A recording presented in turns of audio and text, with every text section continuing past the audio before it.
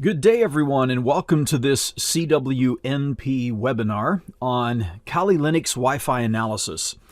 Now, to be very clear right here at the front, you are involved, whether you know it or not, in a week of 5 webinars. So this is the second of 5 webinars for the week. Yesterday, we did a webinar on the options available for 802.11ac analysis today. And that webinar, if you missed it, will be uploaded to the YouTube CWNP TV channel sometime in the next day or so. And all of them will eventually make it onto the channel so that you can view them online if you like after the fact. My name is Tom Carpenter, and I would like to officially welcome you to this particular webinar today, where we're focused on Kali Linux. Now, our goal for these webinars is to keep the primary content down around 30 or 40 minutes, and I think today we hopefully will be able to keep it down closer to that 30 to 40 minute time frame so that I don't take up too much of your day, because I know your time is valuable to you, and I want to get right to the point of giving you the information.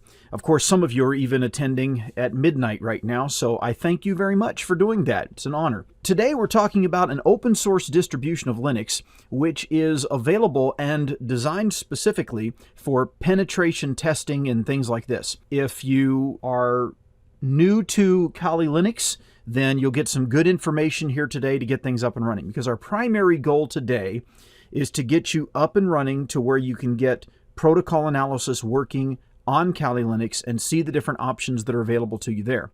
And then once you get it up and running, you can, of course, use it to do Wi-Fi analysis for whatever purposes that you might have. Now, the first thing I'd like to review with you is the CWNP certifications.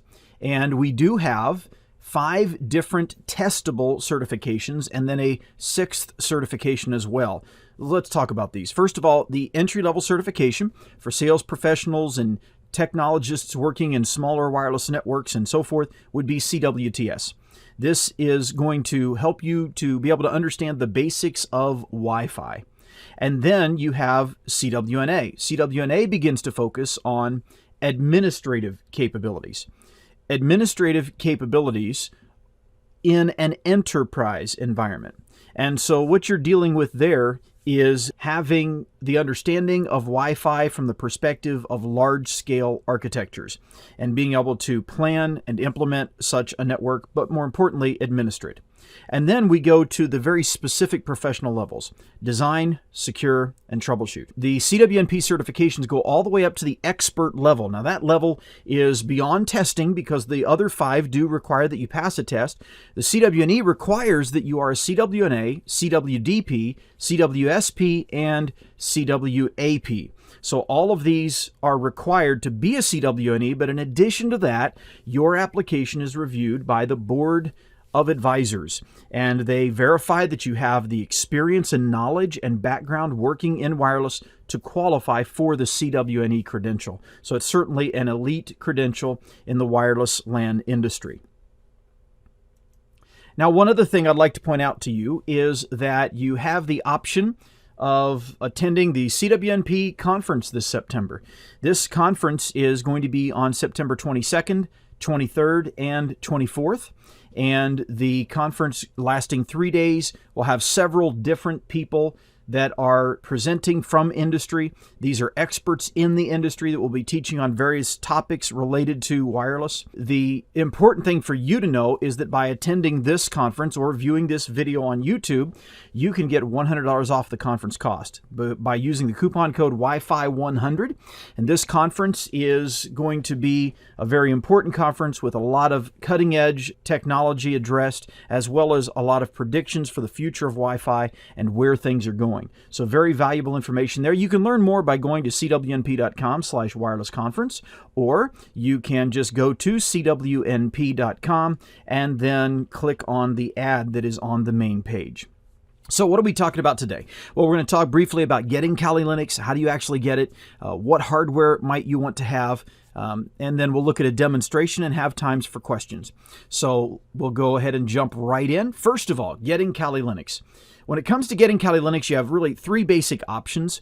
You can install it natively. This means you're going to install it as your base operating system on your computer.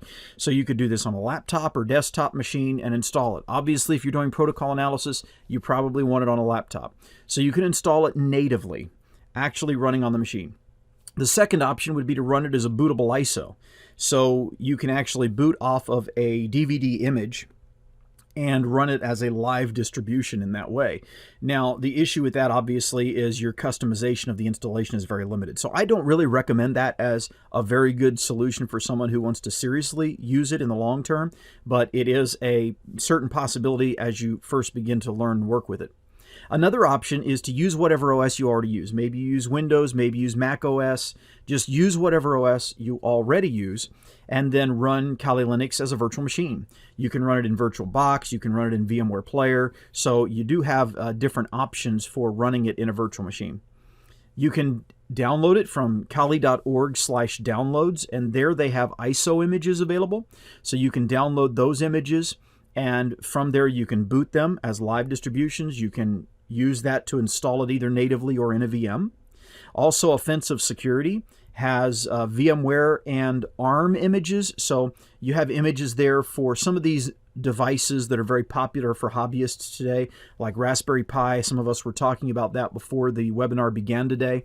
Raspberry Pi is a little mini computer that is, I don't know, about 3 inches by 2.5 inches or something. It's very, very small.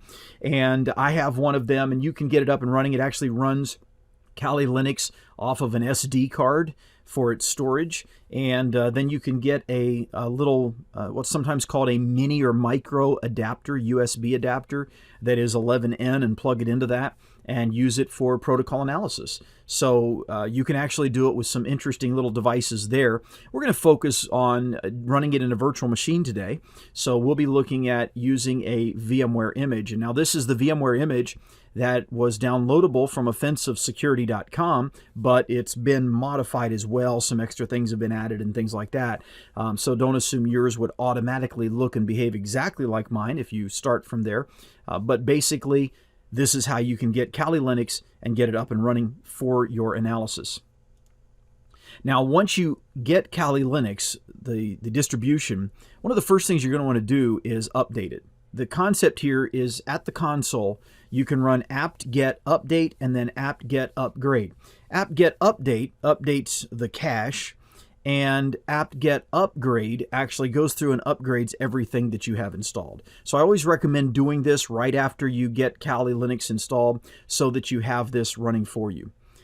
The question came in, how about Backtrack Linux? Can we use it instead? You can. Backtrack is really the older version of Kali Linux. Okay, so Backtrack was there first, and then it began to be managed a little different way, and the name changed over to Kali Linux. So you can use Backtrack if you want to use the older one, but if you use Kali Linux, you're going to have more supported adapters and things like that than if you use Backtrack.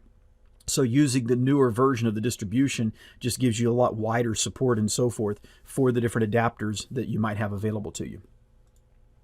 Now, let's talk a little bit about the hardware. The first thing you need to do is choose a compatible adapter. The good news is that there are many compatible adapters. This is the interesting thing. Doing protocol analysis on Linux, oddly enough, or let me back up. Instead of saying doing protocol analysis, doing protocol capture on Linux is actually easier than on Windows as far as finding hardware devices that work with it, because there are actually many more devices that work on Linux to do protocol or packet capture for Wi-Fi than there are on Windows. So when you go to your protocol analyzer vendor, whether it's Tamosoft or Wild Packets or Air Magnet or whoever it happens to be, they're going to have a limited number of adapters that they support. Now, Linux has a limited number too, but that limited number is much bigger, it's much higher, because for Linux, the primary focus is chipset and having a chipset that is compatible with the monitor mode and promiscuous capture and so forth. So the big thing to know is there are a lot of hardware devices that are available. Now, there are a few devices that are 3x3. So there are just a few devices that are actually 3x3 by 3. So actually 3 stream 11N devices, and that's important to keep in mind. But the one that I have pictured here and that I've given you the model number for is a Hawking adapter. Now I know you think Hawking and you often think, well, I'm not so sure about that. but this is the exact hardware of an Edimax adapter that's very popular. It's the same hardware that is in the OmniPeak Wi-Fi capture device that can be purchased. And so this is the exact same hardware. In fact, if you look at the FCC code on the back of it, you will see it's the same FCC code as the Wild Packets device. And when you go to do an FCC search on it, you can see the internal hardware that is shown is actually the hardware from the Edimax adapter. So it's a very good adapter for doing capture, and it does have the Raylink chipset, and it runs about $40 at Amazon. So you can get this. Now, if you want it to be one that you can also use with OmniPeak and have official support for it, you want to buy the one from Wild Packets. It's a little more expensive, but it's the same basic thing. The Hawking HD45U is a device that is 11N only, to be clear. So I noticed someone mentioned that it's the same as the Edimax AC1200. It's actually not the AC1200. It is the same as the Edimax, I forget the exact model number, it's like 7833 or something like that. But anyway, it's the same as an Edimax, but it's not the AC1200. This is an 11N adapter as opposed to an 11AC adapter. So make sure you keep that in mind. So what are some of the basic commands? Well, when it comes to the basic commands of the Linux world in relation to Wi-Fi, there are a few that you're going to have to know how to use from the command prompt or the command shell. And that is IW. The IW command is used to see some very good and important information about your adapter and to set your region code so that you have the proper channels available to you within the Kali Linux distribution. IW list can be used to scan the different SSIDs that are operational in your environment. IFconfig is used to configure things like IP address and so forth. IWconfig is used to configure wireless specific settings like the channel and so on. airmon-ng is the command to actually monitor, and that's airmon, not aeromon. It's a typo there in the slide. So airmon-ng is used to create a monitor adapter, a virtual adapter that's used for monitoring in promiscuous mode. aerodump-ng, not a typo that time, is used to also list for you the different networks that are found as well as do packet capture. And then there's, of course, wireshark, or you can use tshark. If you want to just stay at the console for everything, you can use tshark to capture your packets as well. So wireshark gives you a GUI interface. tshark gives you a text mode interface. So these are some of the commands to know about when it comes to working with Kali Linux. And so with that said, let's just jump into the demo and take a look at working with this.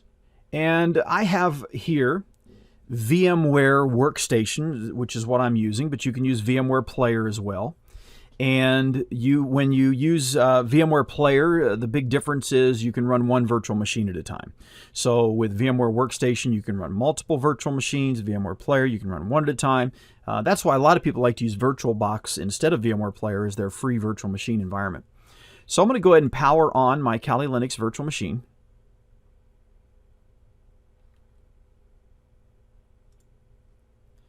And we'll go ahead and let it boot up. So I just want you to actually see it's really booting up in the virtual environment.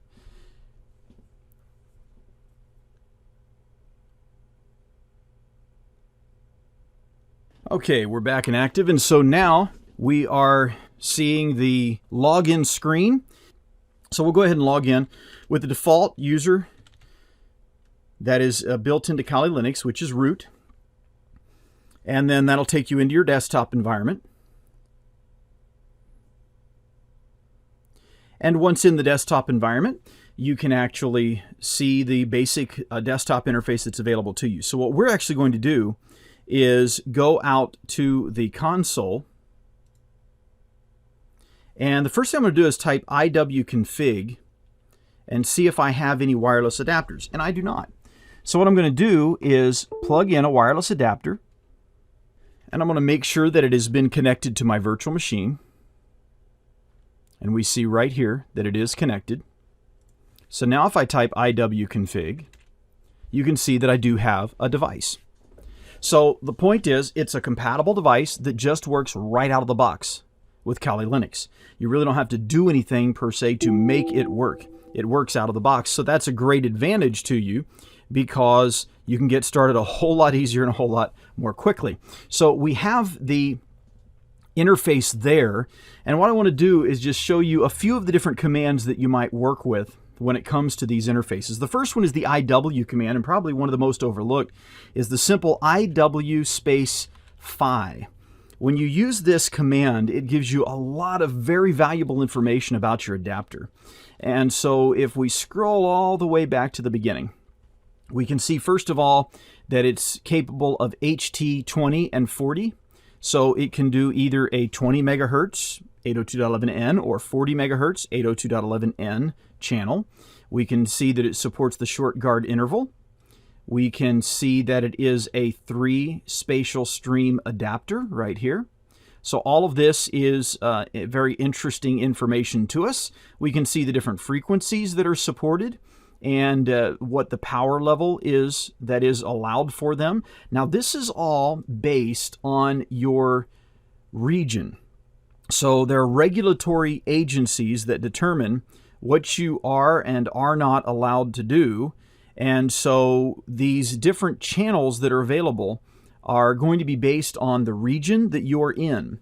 So it's very important to understand the issues there. What we can see here is it's telling me 1 through 11 seem to be unrestricted. Well, if I go all the way back to the end of my command again, to my prompt, and I type IW region get, or IWREG get, and then I hit enter, it's going to tell me my current country code or region settings. And as you can see, it's telling me that right now it's 00. And this is kind of just a global region. It is not really the proper region for me. So the proper region for me is where I am, US. And if I type IW region set and then US, it doesn't seem like it did anything, but if I do a get command again, you can see that now the country is US instead of 00. And it's going to more accurately represent the regulatory requirements within my region. This is something that you can do to set up your adapter to be able to take advantage of everything that it can do within your environment. So the point is you want to focus on your environment. And how do you know what those region codes or number codes are? Well, you can actually just search online for IW reg set country codes, and you'll find several different websites and so forth that list the different country codes. So for example, there's UK for UK and JP for Japan and so forth. Do note they need to be capitalized. So if I say here IW reg set US, I get an error. It says that's not valid. So the actual code is a capital letter code for this, and so it is required that I enter it in that way. One example that comes to mind is Wikipedia. There's at Wikipedia a very nice detailed listing of all these country codes, the 2-letter codes that you could use with this command.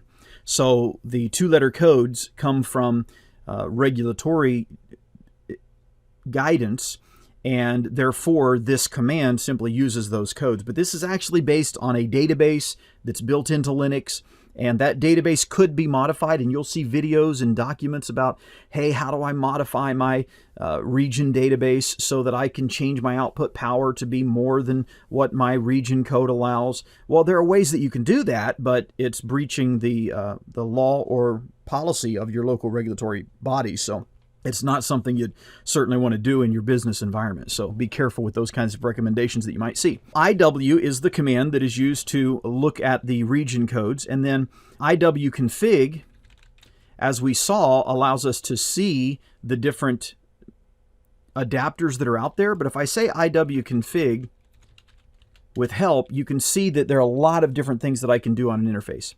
So I can set the ESSID or the SSID. I can set the mode, whether it's managed or ad hoc. I can set the actual frequency, or I can do it by channel and then number. I can set the rate, I can set the key, I can set the transmit power, so I can adjust it within my regulatory domain requirements to higher or lower amounts if I want to. I can set my retry limit and on and on. So all of these things can be configured right here from the command prompt. So this is the kind of stuff you would normally configure in a GUI interface. If you're used to Windows, it's the stuff you configure when you build a wireless LAN profile, right? This is the same stuff that I can actually set right here from the console. ifconfig is actually used to configure an interface. So if just interface generically. And this is where you can say use DHCP or use a static IP address and this type of thing for an interface. So ifconfig is an important command to know about when you actually configure the interface. We don't actually have to use ifconfig to do wireless LAN monitoring though. That's something that you would use more to actually connect to a wireless LAN and use it. And then you have aircrack NG, which we'll not be using today, but we'll talk about it later on in the week when we talk about penetration testing with Kali Linux. Airmon NG, which we will be using to use monitor mode, and arrow dump NG. We'll take a look at that too. So what I want to do right now is I just want to say that my wireless LAN monitor is available. So what I'm going to do is type iwconfig again. And what you need to notice is this result right here, the actual name of your wireless LAN adapter. So you'll see that mine is WLAN2. So what I need to do is enable a monitor for WLAN2. So I'm going to say airmon ng. And if you look at the help, you can actually see it's a very simple command to use. You can either start or stop or check an interface on a particular channel if you want to. So I'm going to say airmon ng start WLAN2. It's as simple as that, and that's going to start up a monitor mode. But one of the key things I want you to notice, these default things right here that are running. It's running a DHCP client, the network manager, the WPA supplicant. And so all of this information is running and could prevent some things from working right. So particularly for monitoring. So I'm going to say that I want to kill those. I'm going to kill 2633, 2666, and 3638. So I'm just using the process IDs, the PIDs right here. That is the focus of this. So we're going to go ahead and get this up and running now. So we've got the information ready for us to actually use this.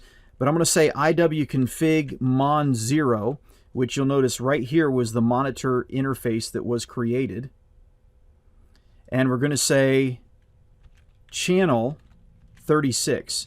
Now, why would I do that? Well, that's going to set it for the monitoring channel, particularly when I get into Wireshark. So let me show you why I might do that. If I go to arrow dump ng, and I'm going to say mon0 band A. So band A simply means 5 gigahertz.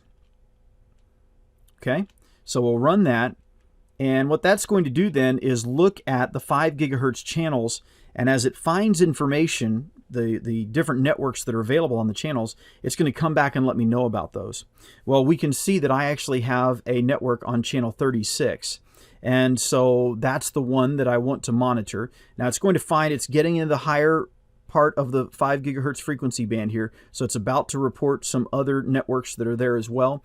I'm not worried about capturing from them. There they are on channel 161. I'm not worried about capturing from them, so I don't really need that. And I can press Control-C now to stop that. And we can see then that I have the channel 36 that is an available channel. So this is why I might want to say iwconfig mon0, that's the interface, channel 36. And what I've just done is I've told it to put that interface on channel 36 so that I will be capturing on channel 36. Okay, so iwconfig and then the actual wireless interface, which in this case happens to be mon0, and then channel 36. And so this gives me my configuration for protocol analysis. So now what I'm going to do is run Wireshark, and and I'll just type wireshark from the console, and that will launch the graphical wireshark. And once it loads, one of the things you will see is that there is a Mon0 interface. So I can click on the Mon0 interface, and I can click Start, and immediately it will begin capturing. So we're seeing there's a lot of capture of beacon frames. Well, at this point in time, there's not really anyone that's connected to that network doing anything. And so because of that, I'm not seeing a lot of other types of communications. But if we connect someone to it, as we just did, and then after connecting to it, actually use some network communications, we will actually see that it results in different data frames and so forth being communicated as well. We can see that we are actually capturing this information. If I stop it, I can scroll back through and I can see that I've got, here's a Belkin MAC address. And if you were with us yesterday, you know that that means that this is a Linksys device. In this case, it's either a Belkin or a Linksys device these days. So this happens to be a Linksys device. And we're seeing this information being communicated. The interesting thing is that we can go in and take a look at things like a beacon frame. And just as we saw doing protocol analysis on Windows yesterday, we can see in here our signal strength. We can see the data rate that is being utilized and so forth. So if we go into an actual frame by double clicking on it, we can view the contents of that frame and see exactly what it makes available to us. And it's going to make available to us the same basic information that is available in a Windows-based protocol analyzer. It's just Wireshark running on Linux. So whatever you can see in Wireshark on Windows, you can obviously see it on Linux, and it's used very heavily on the Linux side. The main goal here was to see how to get it up and running so we can actually do the capture and get the information on Kali Linux. Now, one of the big things to keep in mind is you do need to update periodically. So if you want to be able to process, for example, and decode 802.11ac frames, then you need a version of Wireshark that can do that. Well, that's why you wouldn't want to be using something like Backtrack, which didn't have a version in it that supported it, unless you're going to update Backtrack so that you get the new decodes that are available for 802.11ac. Here we're seeing then the basic process of protocol analysis, and we've really gone through from start to finish what's required to get this up and running. Get your wireless LAN interface functioning. That means compatible hardware and the drivers installed in Linux. And then in addition to that, you'll need to make sure that you have AirMon set up in monitor mode so that you're in that promiscuous monitoring mode where you can capture all of the different frames. And then you need to make sure that you simply launch Wireshark and do your capturing. And of course, make sure you're on the right channel to capture what you actually want to capture.